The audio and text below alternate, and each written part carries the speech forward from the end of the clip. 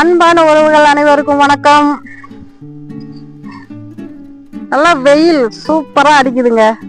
அப்ப நம்ம உடம்ப நாம சேஃப்டியா குளிர்ச்சியா வச்சுக்கணும் அப்படின்னா ஆரியக்கூழ், கம்மங்கூழ் இந்த மாதிரி செஞ்சு சாப்பிடணும். ஆரிய களி கிண்ட போறேன். அது எப்படி செய்யலாம் அப்படிங்கிறத வீடியோக்குள்ள போய் பார்ப்போம். அதுக்கு களிக்கு தொட்டுக்கிறதுக்கு கருவாட்டு குழம்பு சுவையா சமைக்க போறோம். எப்படி சமைக்கலாம் அப்படிங்கிறத வீடியோக்குள்ள போய் பார்ப்போம். இன்னைக்கு செஞ்ச களியும் கருவாட்டு குழம்பும் நாளைக்கு வச்சு சாப்பிட்டோம் அப்படின்னா இன்னும் சூப்பரா இருக்குங்க. அததான் இப்ப செய்ய போறோம். செஞ்சு சாப்பிட்டுட்டு உங்களுக்கும் எப்படிங்கிறத சொல்ல போறேன். ரசிப்போம், ருசிப்போம், சுவைப்போம். வாங்க வீடியோக்குள்ள போலாம். 3/4 கிலோ ராகி மாவு போட்டு களி கிண்ட போறேங்க. அதுக்கு 2 லிட்டர் தண்ணி ஊத்தி அடுப்புல ஊத்தி வச்சிருக்குங்க. நல்லா தண்ணி கொதிக்கட்டும். அதுக்கப்புறம் மாவு போட்டு கிண்டிக்கலாம்.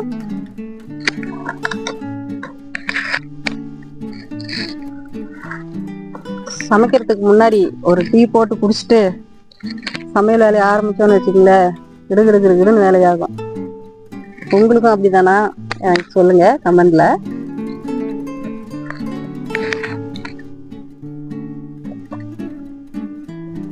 இயற்கையான சூழலோட மரம், பெரிய மரமா இருக்குங்க. அது கடையில அடுப்பு வச்சாச்சு. இது வெயிலுக்கு சோளத்தட்டு, தென்னை மரம், பனை மரம் சூப்பரா இருக்குங்க பாக்குறதுக்கு. என்ன வெயில்ல கொஞ்சம் எல்லாம் சோர்ந்து போயிருக்காங்க. அதெல்லாம் கொஞ்சம் நிழல் வந்துருச்சு, நல்லா மழை வந்துருச்சுன்னா செம்மையா செழிப்பா இருப்பாங்க. இயற்கை சூழலோட இந்த மாதிரி களி கிண்டி சாப்பிட்றதுங்கிறது எவ்வளோ அருமையா இருக்கும் தெரியுங்களா?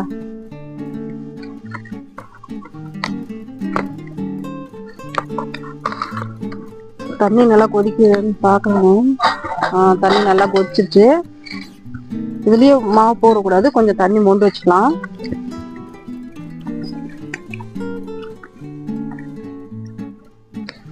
தண்ணி கொஞ்சம் மொண்டு வச்சுக்கிட்டோம்னா வேக வேக ஊத்துறதுக்கு தண்ணி வேணும். அதனாலதான் கொஞ்சம் எக்ஸ்ட்ராவே வச்சுக்கிறது.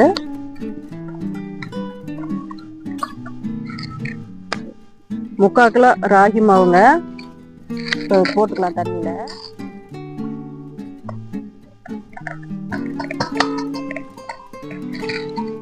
போட்டுட்டு கிண்ட வேண்டாம், அப்படியே அந்த கொதி தண்ணியிலேயே வேகட்டும்.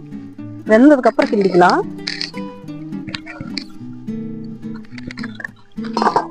பாத்தீங்களா, இப்படி கொதி வந்து தண்ணி நல்லா மாவு ஃபுல்லா நல்லா வெந்துடணும். இப்பயே கரண்டி விட்டு கிளறணும்னு வச்சுக்கோங்களேன், எல்லாம் கட்டி கட்டியா விழுந்துரும்.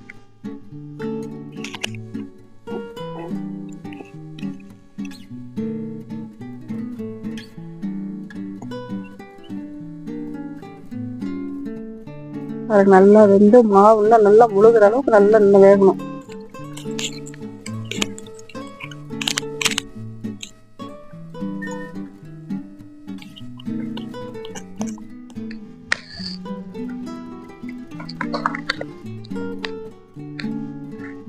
பாருங்க, நல்லா முழுகிற அளவுக்கு நல்லா மாவு கொதிச்சு வெந்துகிட்டு இருக்குது.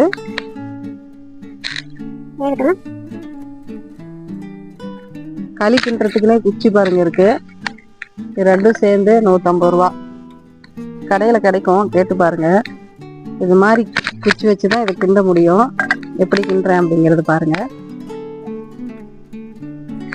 ஃபர்ஸ்ட் இதை உடைச்சு விட்டுக்கலாம். இதுக்குள்ள மாவு இருக்கும், அப்படியே உடைச்சு விட்டோம்னா அதுவும் அப்படியே வேகும்.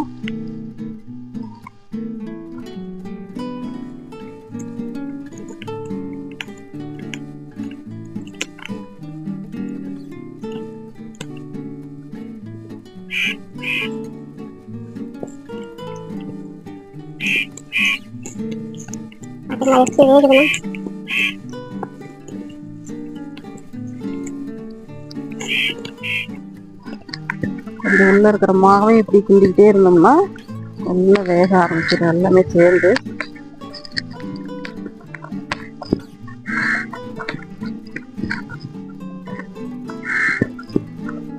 பார்த்தீங்களா, தண்ணி சரியா இருக்குது.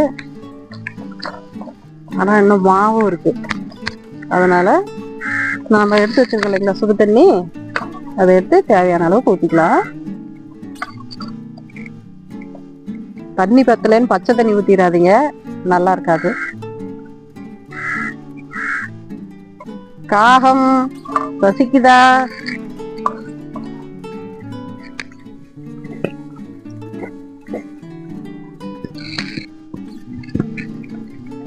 நல்லா வேகுங்க. இந்த பச்சை வாசனைலாம் போய் நல்லா வேகும்.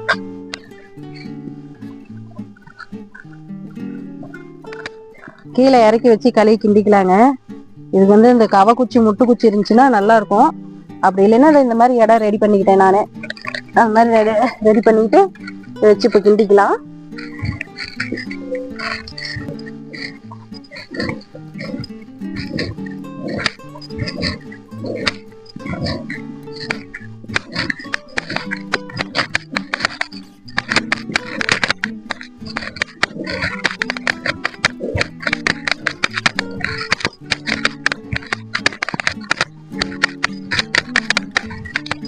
மாற்றி மாற்றி நல்லா குச்சை மாற்றி மாற்றி கிண்டணும்னு வச்சுக்கோங்களேன்.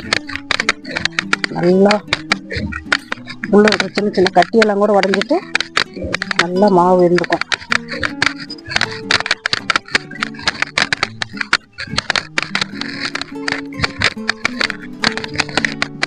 இந்த மாதிரி ஃபஸ்ட்டு கிண்டிக்குங்க. எல்லாம் ஒன்று சேர்ந்துடும். ஒரு குச்சி எடுத்து வச்சிடலாம்.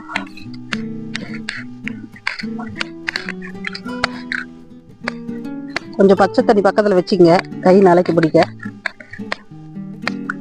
இப்போ ஒரு குச்சிலே நம்ம கிண்டிக்கலாம் நல்லா.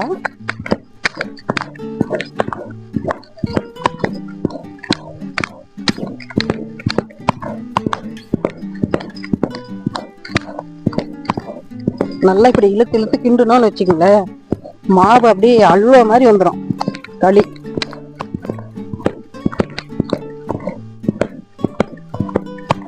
உடம்புக்கு நல்லா எக்ஸசைஸ் வேணும்னா இந்த மாதிரி களி கிண்டலாம்.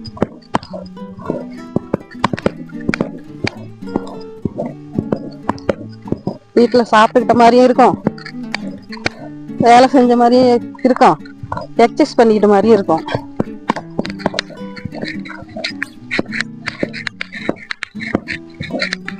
களிக்கு கொஞ்சம் உப்பு போட்டு கிண்டணும்னு வச்சுக்கோங்களேன், நல்லா டேஸ்ட் கிடைக்கும். குழம்புல வந்து கொஞ்சம் உப்பு கம்மி பண்ணிக்கலாம். கொஞ்சம் தூளுக்கு மட்டும் போட்டுக்கிறேன்.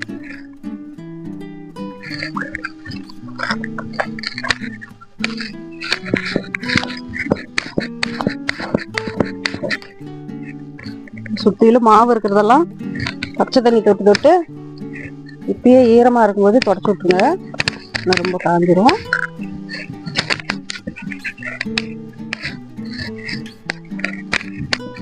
இப்போ எடுத்து வச்சுட்டு மறுபடியும் அந்த சுடுதண்ணி மீதி இருக்குது இல்லைங்களா, அதை ஊற்றி மறுபடியும் வேக வைக்கலாம்.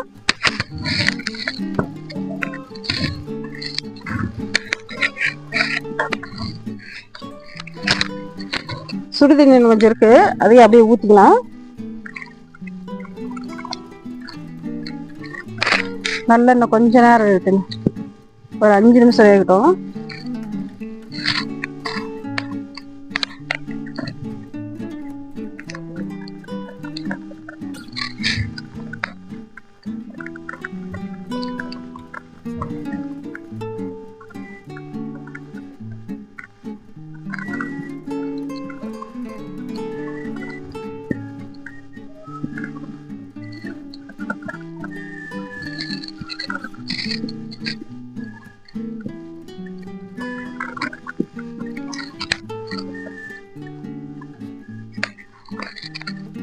கம்மியான தணல் வச்சு தட்டு போட்டு மூடி ஒரு 10 நிமிஷம் அப்படியே வேக விடலாங்க. நல்லா வேகட்டும். அந்த 1-2 இருக்கிற அந்த கட்டி கட்டியா இருக்கிற மாவெல்லாம் வெந்துடும். அதுக்கப்புறம் எடுத்து வச்சு மறுபடியும் இன்னொரு தடவை கிண்டிக்கலாம். நல்லா அந்த பச்சை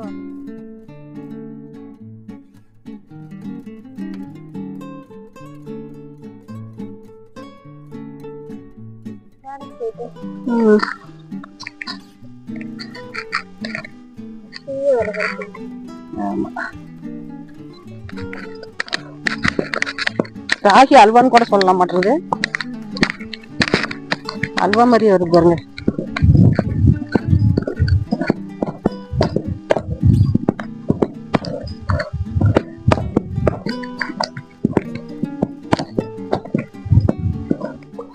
களி வந்து இப்போ உருண்டை பிடிச்சி தண்ணியில போட்டுக்கலாங்க.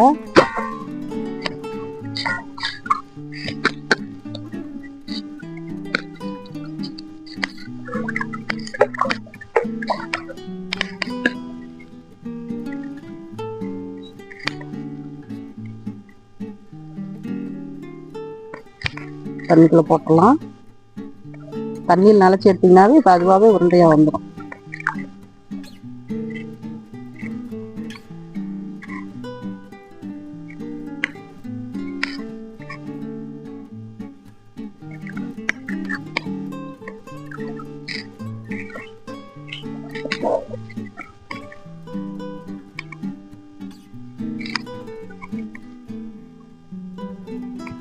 பார்த்தீங்களா?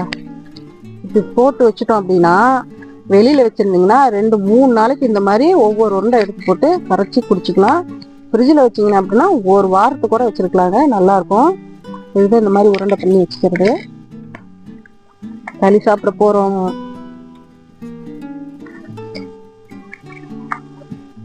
ஆஹா, என்ன அற்புதமான உணவுங்க! இதுக்கு ஈடைனே எதுங்க இருக்கு? குழம்பு சுட சுட ரெடி ஆயிடுச்சு.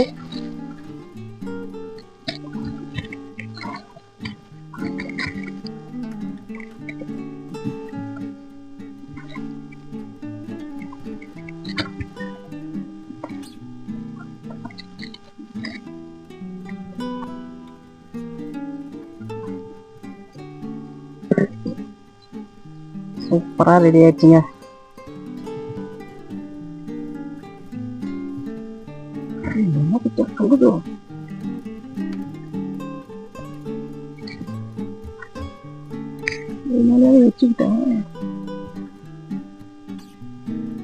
கருவாட்டு குழம்பு களி சூப்பரா ரெடி ஆயிடுச்சுங்க. எடுத்து சாப்பிடுவோம்.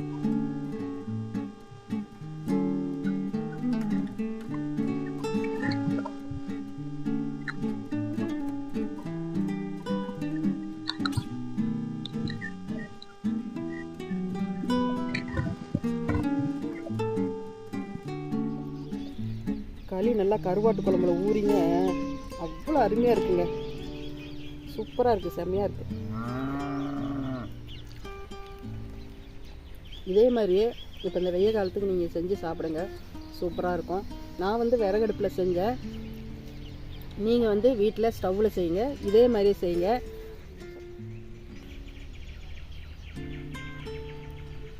நான் செஞ்ச இந்த களியும் கருவாட்டு குழம்பும் உங்களுக்கு ரொம்ப பிடிச்சிருக்குன்னு நினைக்கிறேன்.